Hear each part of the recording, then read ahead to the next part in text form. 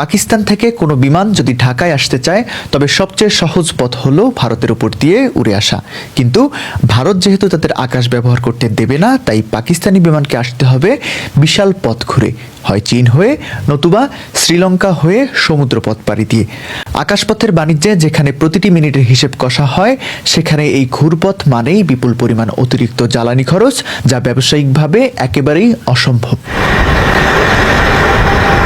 মূলত এ কারণেই ইচ্ছা থাকা সত্ত্বেও পাকিস্তানি কোনো এয়ারলাইন্সের পক্ষে ঢাকায় ফ্লাইট পরিচালনা করা প্রায় অসম্ভব।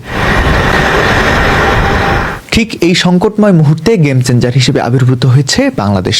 ভারত ও পাকিস্তানের মধ্যে আকাশ সীমা নিয়ে স্নায়ুযুদ্ধ চললেও বাংলাদেশের জন্য ভারতের আকাশ সম্পূর্ণ উন্মুক্ত। যেই আকাশপথ পাকিস্তানি বিমানের জন্য নিষিদ্ধ, সেই একই পথ ব্যবহার করে রাজকীয়ভাবে চলাচল করবে বিমান বাংলাদেশ। একে বলা যেতে পারে এভিয়েশন ডিপ্লোমেসিতে বাংলাদেশের হাতে থাকা এক গোল্ডেন টিকিট।